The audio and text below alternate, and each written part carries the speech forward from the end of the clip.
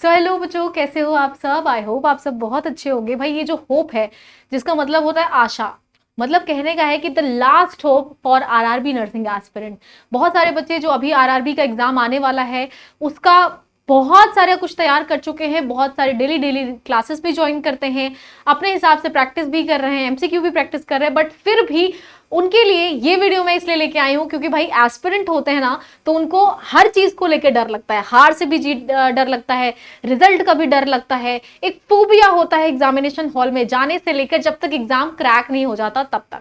तो पहले भाई हमें तैयारी करने का डर, दूसरा हमें एग्जाम का फोबिया, तीसरा हमें एग्जामिनेशन सेंटर पे जाने का डर, चौथा हमें रिजल्ट का डर। तो ये डर हमें कभी भी नहीं छोड़ता। लेकिन भाई इस वीडियो में मैं आपसे बात करने वाली हूं सिर्फ और सिर्फ आपके एक होप के बारे में, जो आपको बहुत ज्यादा मोटिवेट करेगा ताकि आप आने वाले एग्जाम, जो भी आपका 10-12 दिन 15 दिन बचे हुए हैं, उस एग्जाम में आपके लिए बहुत ज्यादा हेल्पफुल रहे।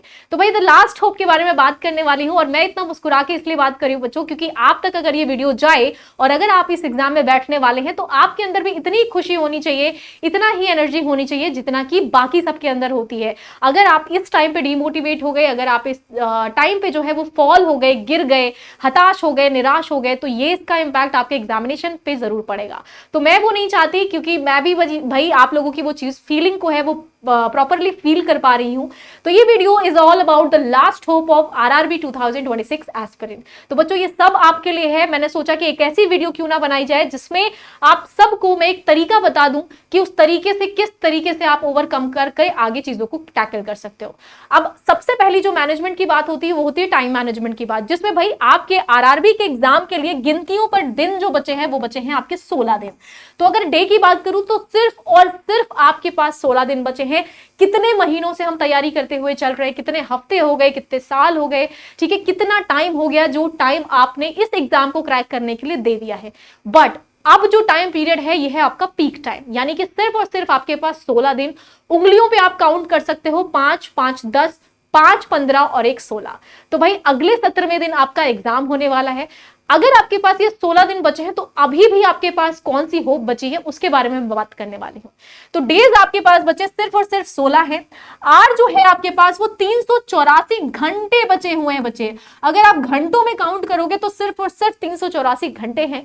मिनट आपके पास है 23,040 मिनट, ठीक है। और अगर सेकेंड्स की मैं बात करूं तो भाई आपका यहां पे है 1,38,204 0, ठीक है। तो ये आपके पास क्या है बच्चे, मिनट्स बचे हुए हैं। अब इनका काउंट डाउन जो है वो उंगलियों पे शुरू कर दो आप, ताकि आपके आने वाले जो भी एग्जाम है इसमें आपका आरआरबी को लेके अगर स्पेसिफिकली मैं बात करूं तो भाई एक मोर स्पेशियर और आपका क्या हो, बहुत अच्छा सा इनहांसिंग वे में आपकी स्ट्रैटेजी बन पाए।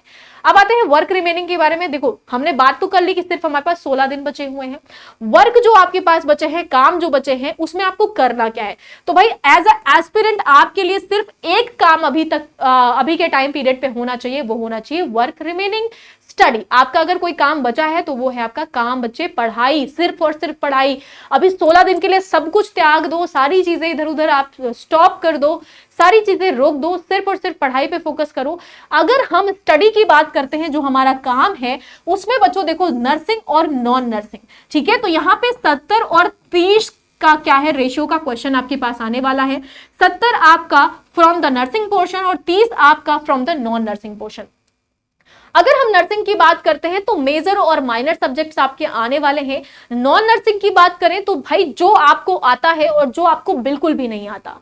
अब ये स्ट्रैटेजी मैं आपको इसलिए बता रही हूं क्योंकि ये जो लास्ट टाइम बचा हुआ है, अगर आपने इस वीडियो को फॉलो कर लिया तो शायद आपके दिमाग से वो डर निकल जाएगा, कि वो वाला डर जो आपको डरा रहा है कि क्या पढ़ूं, क्या छोड़ूं, क्या पकड़ना चाहिए, क्या छोड़ देना चाहिए, एमसीक्यू ज्यादा पढ़ूं, थ्योरी ज्यादा पढ़ूं, बेस क्लियर करूं, या फिर आप टेस्ट सीरीज ज्वाइन करके मोर एंड मोर प्रैक्टिस कर पाओ। तो इस वीडियो में भाई हम उसी चीज के बारे में बात कर रहे हैं। स्टडी आपका काम बचा हुआ है। नर्सिंग और नॉन नर्सिंग दो पोर्शन आपके आने वाले हैं। बहुत बच्चों को नॉन नर्सिंग का बहुत बड़ा फियर होता है कि क्या करना चाहिए, क्योंकि बहुत ज्यादा चीजें हमें नहीं आ रही होती हैं, हमें प्रैक्टिस करने का वक्त नहीं मिला होता है। तो भाई अगर हम मेजर और माइनर सब्जेक्ट की बात करें और नॉन नर्सिंग की बात करें तो दो चीजें होती हैं। कुछ चीजें जो हैं वो नॉन नर्सिंग पोर्शन से हमें आती हैं, कुछ चीजें जो होती हैं वो बिल्कुल ही नहीं आती हैं। आप देख लेते हैं कि कौन सी चीजें हैं। तो सबसे पहले बच्चे आपका अगर कोई भी चीज होनी चाहिए तो उसमें होना चाहिए कॉन्सेप्ट क्लियरिटी। आप नॉन नर्सिंग पढ़ रहे हैं या फिर नर्सिंग पढ़ रहे हैं, सबसे पहले you have to focus on the concept clarity. But सवाल ये है कि क्या इन 16 दिनों में आपको कॉन्सेप्ट क्लियरिटी पे जाना चाहिए या क्वेश्चन प्रैक्टिस पे जाना चाहिए, तो उसके बारे में भी बात कर लेते हैं। So many are completed. अगर आप कॉन्सेप्ट की बात करोगे तो बहुत सारे ऐसे कॉन्सेप्ट होंगे रिगार्डिंग योर मेजर और माइनर सब्जेक्ट जो ऑलरेडी कंप्लीटेड होंगे, जिसपे आप कॉन्फिडेंस आ रहा होगा आपको। बहुत सारे ऐसे होंगे जो रिमेनिंग होंगे, जैसे कि आपके फीडबैक में क्वेश्चंस पुट अप करते हो, आप पूछते हो कि ये टॉपिक नहीं आ रहा, वो टॉपिक नहीं आ रहा, मैम इसको करा दो, मैम उसको करा दो। तो अभी भी आपके पास ऐसे बहुत से टॉपिक हैं जो आपको बिल्कुल ही नहीं आ रहे। तो few are remaining and so many are completed. अगर हम दूसरी बात करें रिवीजन की बच्चों, तो रिवीजन में ऑन द डेली बेसिस, ये तो हम सबको ही पता है कि आप डेली बेसिस पे रिवीजन कर रहे हो। आप यहां पे भी क्लासेस में करते हैं और घर जाके भी आप क्या कर रहे हो, रिवीजन कर रहे हो। बट जो रिवीजन है वो आप कर कैसे रहे, through self revision, through YouTube classes. आपके बहुत सारे क्वेश्चन जो है वो यूट्यूब के द्वारा ही क्लियर हो जाते होंगे। बहुत सारे क्वेश्चंस का रिवीजन जो है वो आप खुद करते होंगे सेल्फ एनालिसिस करके। तीसरी चीज है बच्चों जो है वो है MCQ practice on daily basis. या तो आप सेल्फ करते हैं या तो आप क्लासेस के माध्यम से करते हैं। तो दो ही ऑप्शन होता है, या तो आप क्लासेस कर रहे हो और उसमें बहुत ज्यादा एमसीक्यू प्रैक्टिस कर रहे हो, जैसे कि आपके मेंटोर आपको गाइड कर रहे हैं।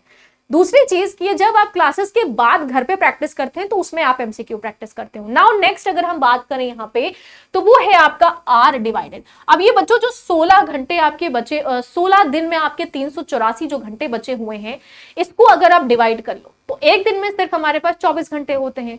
अब सवाल ये उठता है कि इन 24 घंटों में आपको पढ़ना कितने घंटे हैं। तो पढ़ना बच्चे अब के टाइम पे एटलीस्ट आपको 12 घंटे हैं, ठीक है।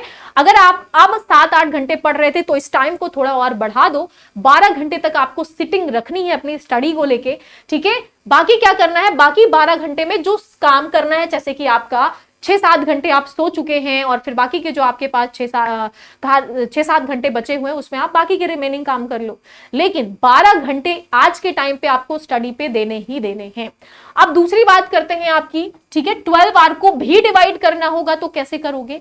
8 घंटे आप नर्सिंग को दो और 4 घंटे बच्चे आपको नॉन नर्सिंग पोर्शन पे देना है।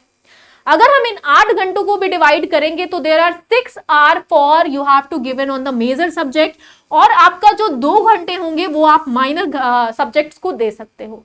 तीसरी चीज जो बच्चे हमारा 4 घंटे बचा है वो आपका नॉन नर्सिंग पोर्शन को जाना चाहिए। उसमें भी बच्चों 3 घंटे एटलीस्ट आपको जो क्वेश्चंस आते हैं उसको रिवाइज करने पे फोकस करना चाहिए। उसको क्या करोगे आप, रिवीजन करने पे फोकस करोगे, और जो क्वेश्चंस आपको जो नहीं आते हैं बिल्कुल भी नॉन नर्सिंग पोर्शन के, उसको सीखने के लिए आपको 1 घंटा मात्र देना है। अगर आपको मैथ बिल्कुल भी नहीं आते तो आपको 4-5 दिन में मैथ नहीं आ जाएगी बेटा, ठीक है। अगर आपको रीजनिंग सॉल्व करना नहीं आता तो आपको 4-5 दिन में नहीं आ जाएगी, लेकिन आप कोशिश कर सकते हो, आप 1 घंटा नॉन नर्सिंग के वो पोर्शन को दोगे जो पोर्शन आपको बिल्कुल ही नहीं आता है, उसको लर्न करने के लिए आप 1 घंटा दोगे। बाकी जो चीजें आपको आती हैं you have to revise more and more timing, तो आपको रिवीजन ज्यादा करना है। इसीलिए आप 3 घंटे क्या करोगे, जो आते हैं क्वेश्चन, जस्ट लाइक आप करंट अफेयर को दे सकते हो, रीजनिंग्स को दे सकते हो, इंग्लिश ग्रामेटिकल मेथड को दे सकते हो। दूसरी चीज क्या है जो आपकी जो नहीं आते उसको आप 1 घंटा दे सकते हो। अब नेक्स्ट मैं बात कर लेती हूं यहां पे ऑन सैटरडे और संडे। अगर हम सैटरडे और संडे की बात करें तो स्टडी टाइम को आपको 15 घंटे में कन्वर्ट कर देना पड़ेगा। इन 12 घंटों को आप 15 घंटों में कन्वर्ट करो, ठीक है। स्टडी टाइम जो आप डेली बेसिस पे कर रहे थे, आप संडे सैटरडे को और थोड़ा लंबा बैठोगे। अब उसमें आपको करना क्या है, 5 घंटे आपको रिवीजन करना है फॉर ऑल सब्जेक्ट, ठीक है। आप सारे ही सब्जेक्ट का रिवीजन करोगे। 8 घंटे आपको क्या करना है बच्चों, एमसीक्यू प्रैक्टिस करना है। क्या करना है, एमसीक्यू प्रैक्टिस करना है, ये भी ऑल सब्जेक्ट्स के इंक्लूडिंग नॉन नर्सिंग ऑल्सो। आपको नॉन नर्सिंग को क्या करना है, इंक्लूड करके बेटा आपको प्रैक्टिस करना है एमसीक्यूज का। नाउ नेक्स्ट अगर मैं 2 आवर की बात करूं तो revised all subjects tricky questions. अब ये ट्रिकी क्वेश्चंस क्या होते हैं तो मैं इसके बारे में भी आपको बता दूं।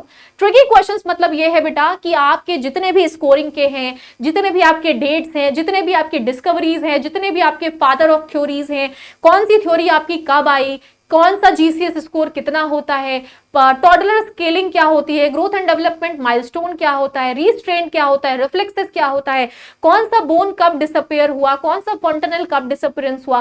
कहने का मतलब है जितने भी कैलकुलेटिंग वाले ट्रिकी क्वेश्चंस होते हैं जो याद करने वाले होते हैं, जैसे इम्यूनाइजेशन शेड्यूल पे आपके निमोनिक्स हो गए, आपके जितने भी निमोनिक्स वाले क्वेश्चंस हो गए, लाइक आपके प्रोग्राम्स हो गए, प्रोग्राम कब आया था, किसने डिस्कवर किया था, फादर ऑफ दिस थ्योरी कौन है, ठीक है, आपके ये कौन है, तो ये सारी चीजों के बारे में आप क्या करोगे, 1 घंटा लेके फटाफट फटाफट जितनी चीजें बची हैं वो सब रिवाइज कर लोगे। नेक्स्ट जो हमारा है मोस्ट इंपॉर्टेंट थिंग वो क्या है बच्चे, ट्रस्ट योर सेल्फ फर्स्ट। आपको अपने ऊपर ट्रस्ट करना पड़ेगा, you will be do it, आप ही कर सकते हो और आपको ये चीज माननी पड़ेगी। आपको क्या करना है, ये चीज आपको खुद माननी पड़ेगी, यू विल डू इट, ठीक है। जस्ट डू वन थिंग, आपको सिर्फ और सिर्फ एक चीज करना है, वो क्या करना है, revise fast all the concept and do practice questions, ठीक है। सिर्फ एक चीज पे ध्यान देना है, आपको फास्ट एंड फास्ट कॉन्सेप्ट को रिवाइज करना है and you have to do practice more and more question. जितना आपको बताया जा रहा है, मेजर सब्जेक्ट, माइनर सब्जेक्ट, इन सबको आपको रिवाइज कर लेना है इन कुछ चंद दिनों में। अब आते हैं बच्चे आपके, ऐसी कौन सी चीज होगी, ऐसा लास्ट मोमेंट पे क्या ऐसा हो जाएगा जिससे आप बहुत ज्यादा क्वेश्चन प्रैक्टिस कर सकते हो। उसके लिए मैं आपको यहाँ पे बता दूं कि भाई नर्सिंग अड्डा आपके लिए क्रैश कोर्स लेके आया है, जिसमें इस कुछ बीते हुए दिने जो आपके टाइम बचे हुए हैं, इनमें आप क्या कर सकते हैं, क्वेश्चन प्रैक्टिस कर सकते हैं, जो कि आपके और हमारे बहुत ज्यादा चहेते विवेक सर ने प्लान किया है। और इसमें क्या कर सकते हैं, आप इस बैच को ले सकते हो, क्रैश कोर्स बैच रहने वाला है और इसमें क्या कर सकते हो, आप इनरोल कर सकते हो। बट अगर आप इनरोल करते हैं with a coupon code YT54 तो ये आपको और ज्यादा क्या हो जाएगा, कम प्राइसेस में 574 में ओनली मिल जाएगा। तो फटाफट से जो भी बच्चे चाहते हैं वो ज्वाइन कर ले। और अपकमिंग एग्जाम्स के लिए जो भी बच्चे भाई RRB को टारगेट कर रहे हैं, बाकी के आपके अपकमिंग RRB नर्सिंग सुपरिटेंडेंट बनने की वैकेंसी के लिए, वो बच्चे यहाँ पे RRB nursing superintendent Vande Bharat Antyodaya batch को क्या कर सकते हो, परचेज कर सकते हो, बाय नाउ पे क्लिक कर सकते हो और यहाँ पे कूपन कोड YT54 अप्लाई कर सकते हो, जिसमें आपका जो अमाउंट है वो 2299 रुपीज ओनली रहेगा। तो भाई आपको बैचेस में एनरोल कर लेना चाहिए, क्योंकि आप सबको पता है कि हमारी जो है अड्डा की टीम जो है वो रैंक्स देती है। जैसे कि आप सभी को अभी हाल फिलहाल ही पता चला था कि जो आपकी नर्सिंग अड्डा से भाई रैंक 1 आई थी RRB में, वो टीम अड्डा की तरफ से आई थी। तो बच्चों you have to trust on yourself as well as at the same time on us also. हम पे भी ट्रस्ट करना पड़ेगा, आपको अपने ऊपर खुद भी आत्मविश्वास होना चाहिए और इन्हीं सारी चीजों को फॉलो करते हुए आप जो आने वाले एग्जाम्स है उसमें बहुत अच्छा कर जाओगे। All the best for that. मिलते हैं आपको नेक्स्ट वीडियो में।